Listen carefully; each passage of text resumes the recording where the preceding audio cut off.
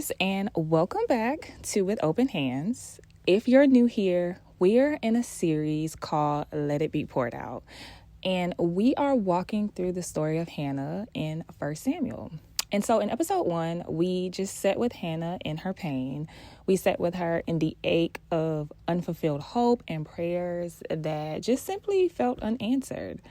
But today, we're shifting into what she actually does with that pain, because what Hannah does next, it just honestly just shows how powerful this whole story is.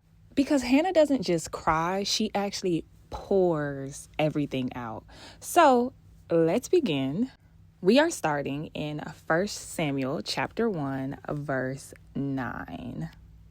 So it says, once they had finished eating and drinking in Shiloh, Hannah stood up.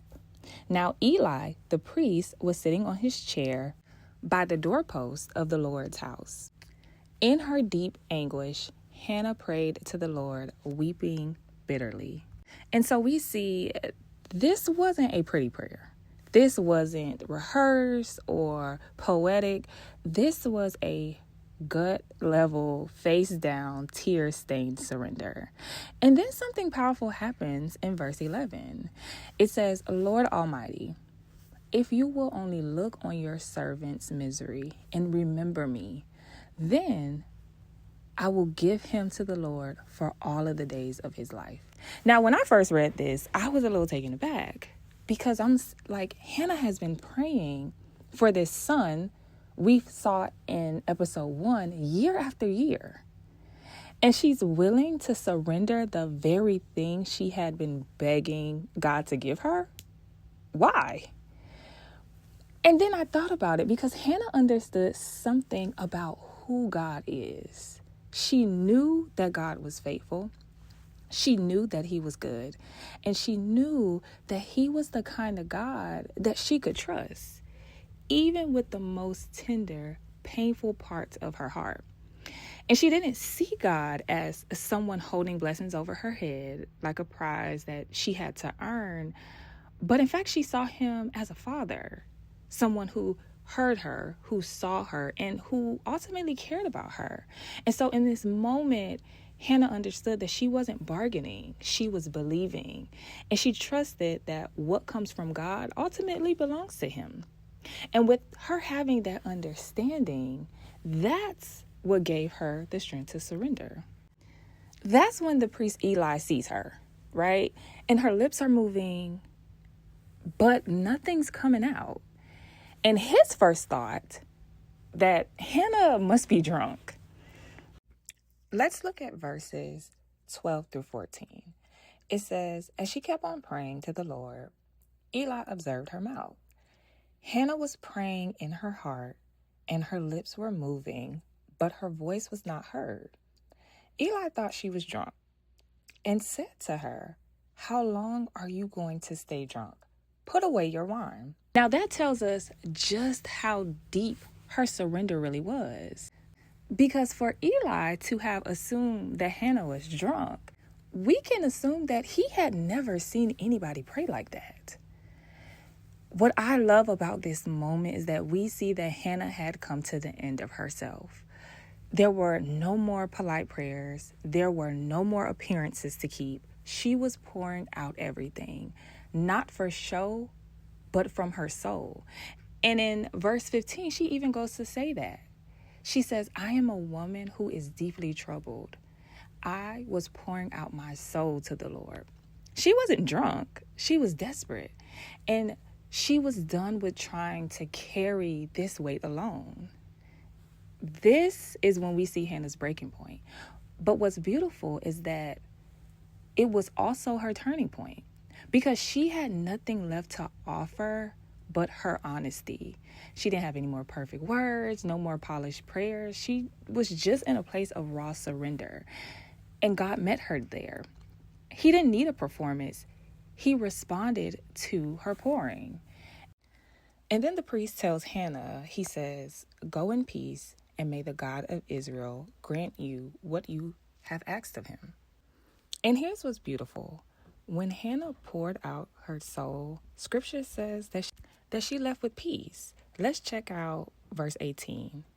It says, she said, "May your servant find favor in your eyes." Then she went away and ate something, and her face was no longer downcast. Now, y'all, nothing had changed yet. She didn't leave the temple pregnant.